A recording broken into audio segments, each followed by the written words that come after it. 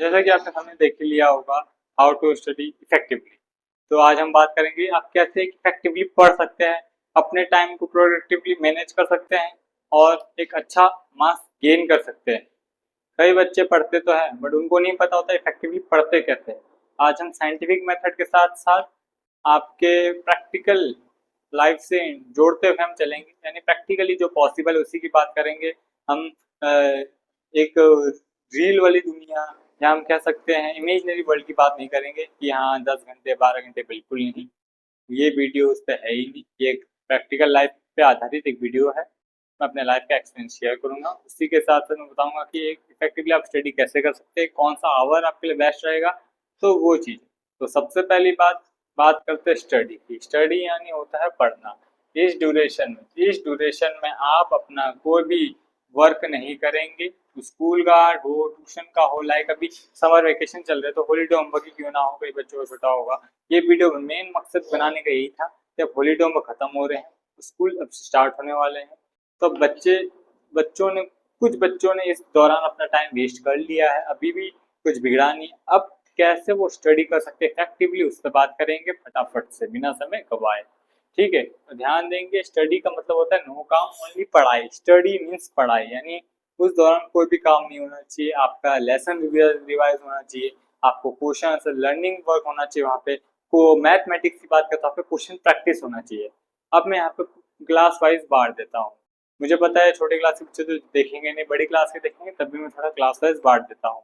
ध्यान से देखेंगे, मैं यहाँ पे 9 to 12 की बात करूंगा, स्पेशली 9 to 12 की बात करूंगा, ध्यान से देखिएगा। ठीक है, 9 to 12 ध्यान से देखेंगे। 9th और 10th की मैं एक प्लानर बताऊंगा कैसे वो स्टडी कर सकते हैं इफेक्टिवली। दूसरा होता है 11th और 12th। ठीक है, और फिर मैं बात करूंगा स्पेशली बोर्ड क्लासेस के लिए कौन सा एक्स्ट्रा एफर्ट उनको डालना होगा 10th और 12th वालों के लिए। ठीक है, बोर्ड क्लासेस के लिए बात करेंगे आगे, आपको मिलेगा बोर्ड क्लासेस के लिए इसी वीडियो में आपको पता चलेगा। पहले ध्यान से देखिए इफेक्टिवली, सबसे पहली बात आपको करना होगा मेडिटेशन। बिल्कुल सही कहा। अगर आपको अपना डे प्रोडक्टिवली स्टार्ट करना है या अपने डे को प्रोडक्टिव बनाना है या अपनी स्टडी को और मोर इफेक्टिव बनाना है, जिससे आपके पूरे दिन की शुरुआत तरोताज़ा से हुई और बहुत बढ़िया दिन तक पढ़ाई हो, अच्छे से याद हो, तो सबसे पहली चीज़ है मेडिटेशन। जिस भी गॉड को आप मानते हैं, ध्यान लगाइए उनका। ठीक है, अर्ली मॉर्निंग उठिए, ध्यान दिए। जो स्टूडेंट होते हैं उनका जो उठने का समय होना चाहिए वो 4:30 से 5 होना चाहिए। ठीक है, साइंटिफिक तो ये भी साइंटिफिकली ये भी कहा जाता है कि ब्रह्म मुहूर्त में पढ़ना चाहिए, जो 4 से 5 का बीच का समय होता है। ठीक है, तो मैं कहता हूँ अगर पॉसिबिलिटी नहीं, आप 4:30 बजे उठिए, 5 बजे उठिए, ध्यान छत में जाइए, फ्रेश हवा लीजिए, ताज़ी हवा लीजिए, हाफ एन आवर अपना योगा कीजिए, मेडिटेशन कीजिए या थोड़ी बहुत एक्सरसाइज कीजिए, जिससे आप तरोताज़ा फ्रेश फील करेंगे। और उसके बाद जाइए, नहाइए धोइए, फ्रेश हो जाइए और एकदम ड्रेसअप होके रेडी हो जाइए। इन सब काम में आपको जितना भी समय लगे आप लीजिए। उसके बाद बैठ के पढ़ने के लिए, यानी आपको कब फिक्स होना चाहिए, ब्रेकफास्ट से पहले आपका 1 घंटा, हाफ एन आवर या 45 मिनट्स आपकी पढ़ाई होनी चाहिए। और पढ़ाई का जो शेड्यूल होना चाहिए आपका 45 मिनट्स 15 मिनट्स, 45-15 का रेशियो होना चाहिए। कहने का मतलब होता है 1 घंटा पूरा नहीं पढ़ना है आपको, 1 घंटे में मात्र 45 मिनट्स पढ़ना है, मात्र 45 मिनट्स पढ़ना है और 15 मिनट्स का आपको ब्रेक लेना है। अब 15 मिनट्स में ब्रेक में आपको करना क्या है, 15 मिनट्स के ब्रेक में आपको वॉक करना है, पानी पीना है। ठीक है, और फ्रेश हवा लेनी है अगर मॉर्निंग का टाइम है। ठीक है, और रात का टाइम है तो अपने घर में ही वॉक कीजिए और फिर आप इसमें पानी पीजिए। तो अगर आप मॉर्निंग या आफ्टरनून का टाइम है तो इवनिंग का टाइम तो आप फ्रूट्स खाइए। ठीक है, अनहेल्दी चीज़ें ना खाइए तो अच्छा ही रहेगा। ठीक है, और उसके साथ और एक और चीज़, आप पढ़ने बैठे तो अपने साथ एक बॉटल लेके बैठिएगा पानी का, जिससे आपको और जब भी बीच में नींद आती है, स्पेशली रात में जब भी आपको नींद आए तो पानी पीजिए, सिप पीजिए पानी का। और चलते हुए पढ़िए रात को तो नींद नहीं आती उससे। ठीक है, ये चीज़। और हमेशा बिस्तर में सोफे में बैठ कर भी ना पढ़े, हमेशा एक चेयर लीजिए, चेयर स्टूल लीजिए, उसमें बैठिए आराम से। अगर स्टूल नहीं है तो आप चेयर लीजिए, बिस्तर को बेड बनाइए और चेयर में बैठ के आप उस पर पढ़े। ठीक है, ये चीज़ पता होना चाहिए। अब दूसरी बात अपने आप को हाईली मोटिवेटेड कैसे रखें, वो चीज़ की याद करते हैं। स्पेशली मैथ्स की बात करते हैं तो मैथ्स में आपको क्या करनी है, आपको सभी को पता है, गंदी सी रफ नोटबुक आती है मोटी वाली। ठीक है, 20 रुपये वाली, इसको आप भरना स्टार्ट कीजिए, एकदम रफली काम कीजिए उसमें, प्रैक्टिस प्रैक्टिस कीजिए, अपनी क्वेश्चन प्रैक्टिस कीजिए, इतनी क्वेश्चन कीजिए, इतनी क्वेश्चन प्रैक्टिस कीजिए कि बुक के एकदम ढेर बनते जाए। ढेर बनेंगे तो आपको मोटिवेट होगा, हाँ मैंने इतना पढ़ लिया, मैंने इतना पढ़ लिया। जिससे आप हाईली मोटिवेटेड रहेंगे, डिमोटिवेट कभी नहीं रहेंगे। ठीक है, इतनी सारी प्रैक्टिस करेंगे तो कुछ तो आपके दिमाग में घुसेगा ही। ठीक है, और मैथ्स का तो एक ही रामबाण इलाज है, प्रैक्टिस प्रैक्टिस पी यानी इसे बोलते PQ। PQ भी एक इलाज है जिससे आप मैथ्स को अपना परफेक्ट बना सकते हैं। ठीक है, PQ। अब ध्यान दीजिए, जो 9th और 10th के बच्चे होते हैं उनके लिए स्पेशली बात करूंगा तो 3 आवर्स स्टडी इनफ रहती है। 3 आवर्स की आप कीजिए, मिनिमम कह रहा हूँ, मिनिमम। मैक्सिमम आप कितने अपने इसे एक्सटेंड करते रहिएगा। एक महीना 3 घंटे पढ़िए, अगले अगले महीने आप 4 घंटा पढ़िए, फिर ऐसे ऐसे तो एक्सटेंड होता है। अचानक कोई थोड़ा 10 घंटे पढ़ता है, यहाँ से आदत बनती है। और दूसरी बात, अपनी पढ़ाई के अंदर एक शेड्यूल रखिए एनसीईआरटी रीडिंग की, एनसीईआरटी रीडिंग की।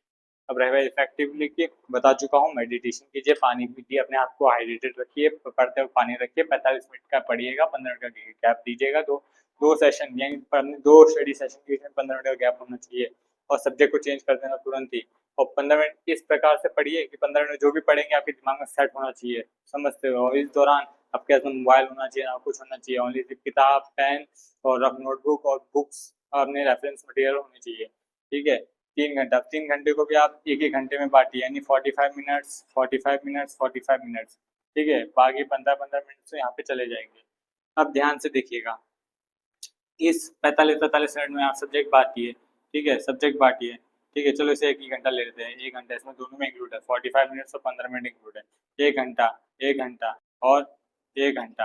ठीक है, एक घंटा इसमें हम इसको मान के चलते हैं, 1 घंटा। तो 1 घंटा आपको कंपलसरी रखिए मैथ्स, कंपलसरी रखिए साइंस, क्योंकि ये दोनों एक ऐसा सब्जेक्ट है जो आपको रिवीजन की बहुत जरूरत पड़ती है। और एक तीसरे घंटे में आप अपने अकॉर्डिंग अपने सब्जेक्ट, जो सब्जेक्ट है उसके अकॉर्डिंग अपने मतलब वीक पॉइंट क्या है, आपका स्ट्रॉन्ग पॉइंट क्या है, उसके अकॉर्डिंग आप अपने हफ्ते में 6 दिन होते हैं उसको यूटिलाइज करते हुए, या कुछ कुछ दिनों में कुछ सब्जेक्ट, जैसे 2 दिन आपने एसएसटी पढ़ी, 2 दिन इंग्लिश, 2 दिन हिंदी, अपने अकॉर्डिंग आप तय कर सकते हैं। 3 दिन एसएसटी, जो सभी आपको वीक पॉइंट जो भी लगे उसको आप ज़्यादातर इसमें देना समय। ठीक है, जो आपके अच्छे है मतलब हिंदी, इंग्लिश और लिटरेचर सब्जेक्ट जो सबके अच्छे होते हैं उसको आप एक एक दिन, हफ्ते में एक एक दिन दे सकते हैं। अदरवाइज संडे में क्या करें, संडे में आपको जो भी आपने फुल वीक में पढ़ा है उसको आप सिर्फ रिविजन कीजिए और कुछ एक्स्ट्रा मत कीजिएगा। ठीक है, अब रही बात 11th-12th की, तो इनके लिए मैं बोलूँगा 4 आवर्स, 1 घंटा पढ़ा दें मिनिमम के लिए, मिनिमम 4 घंटा। 4 घंटा इसलिए बोला क्योंकि यहाँ पे सिलेबस बढ़ जाता है, वास्ट सिलेबस है। 10th और 9th का तो इतना सिलेबस है, 11th-12th का इतना सिलेबस हो जाता है। तो इसको भी बांटिएगा आप। ठीक है, इसको किस प्रकार से बांटिएगा, 1 घंटा, 1 घंटा, 1 घंटा, 1 घंटा। पहले घंटे में मेजर सब्जेक्ट, मैं अभी पीसीएम की बात करूंगा, फिजिक्स, केमिस्ट्री, मैथ्स। अब जो लास्ट का 1 घंटा बचा ये आपका होगा न्यूमेरिकल प्रैक्टिस का। देखो इसके अंदर आपको करना क्या है, इसके अंदर आपको तीनों क्या मतलब इसमें theory numerical, theory numerical, theory numerical try करना है, हो जाए। मैथ्स में तो न्यूमेरिकल होगा मैक्सिमम प्रैक्टिस।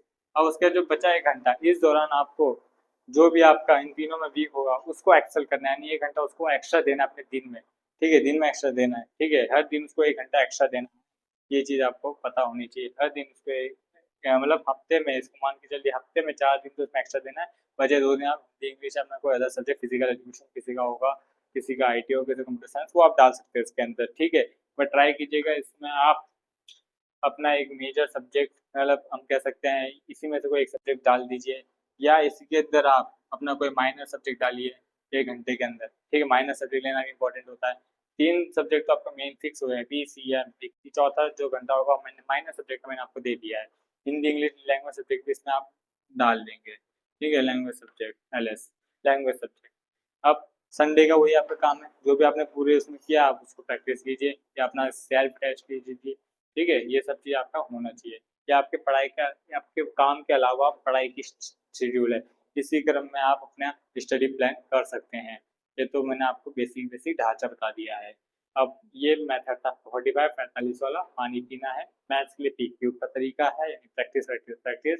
रफ नरेशन बनाइए, इसमें आप जितनी प्रैक्टिस कर सकते हो उतनी अच्छा है। मोटिव होती जाएगी, मोटिवेट होती जाएगी। आप मोटिवेट होंगे, आप उसमें डिमोटिवेट नहीं होंगे। अगर आप देखेंगे कि आप इतना प्रैक्टिस कर चुके हो तो आप ऑलरेडी मोटिवेटेड हो गए, उससे आपकी एनर्जी और हाई होगी और अपनी स्टडी को और इफेक्टिव कर सकते हो आप। ठीक है, और बिना स्ट्रेस लिए आप पढ़ेंगे तो और इफेक्टिव होता है, यानी एकदम टेंशन फ्री होकर पढ़िए ये सारे सब्जेक्ट, ठीक है।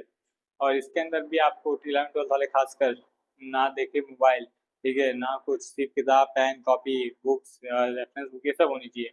और 10th और 12th वालों को स्पेशली 10th और 12th वालों को हर संडे, एवरी संडे लगाओ पेपर, एवरी संडे लगाओ पेपर, एवरी संडे लगाओ पेपर। पीवाईक्यू लगाओ, पीवाईक्यू लगाओ, सैम्पल पेपर लगाओ, जो लगाने लगाओ, जितने भी सब चैप्टर पढ़ चुके हो उसके लगाओ। सबका नहीं लगाना है, पूरा पेपर नहीं लगाना है, उसमें सब सब्जेक्ट चुन सिलेक्टिव लेने हैं, और अगर अलग से नोटबुक बनाओ पीवाईक्यू सैम्पल पेपर की, ठीक है, जिससे आपका एक जगह इकट्ठा होते जाएगा। और फिर आप देखेंगे नवंबर दिसंबर में आपको टेंशन नहीं होगा, एकदम आप मोटिवेटेड इफेक्टिवली आप फिर पढ़ सकते हो। बच्चों का भी स्टार्टिंग से पढ़ते नहीं है, फिर वो आगे से डिमोटिवेट होते हैं, फिर उनकी जो स्टडी की इफेक्टिव आवर्स होते हैं वो डाउन होते जाते हैं। तो ये सोचते हैं कि अब तो क्या है, बच्चा अब क्या ही हो जाएगा, ऐसा नहीं होता। अभी भी समय है, अभी से आप पढ़ेंगे तब बहुत कुछ हो जाएगा, बट अगर आगे चल के देखोगे तो कुछ नहीं होगा, फिर आपको वहाँ पे डिमोटिवेटेड फील होगा, आपका स्टडी आवर इफेक्टिवली नहीं चलेगा, आपका स्टडी आवर डाउन होते जाएगा, तो इससे आपके ओवरऑल परसेंटेज में फ़र्क आएगा। बट ये अगर आप अभी से इस टाइप का प्लान अपनाते हैं, डेफिनेटली आप सक्सेस पाएंगे, अपने आवर स्टडी आवर को इफेक्टिव करेंगे, आप स्टडी इफेक्टिवली कर पाएंगे, अपने डे को प्रोडक्टिव बना पाएंगे एकदम एनर्जेटिक साथ, ठीक है। तो आज के लिए इतना ही, नेक्स्ट वीडियो लेक्चर मिलते हैं, तब तक के लिए टाटा बाय बाय, जय हिंद, थैंक यू।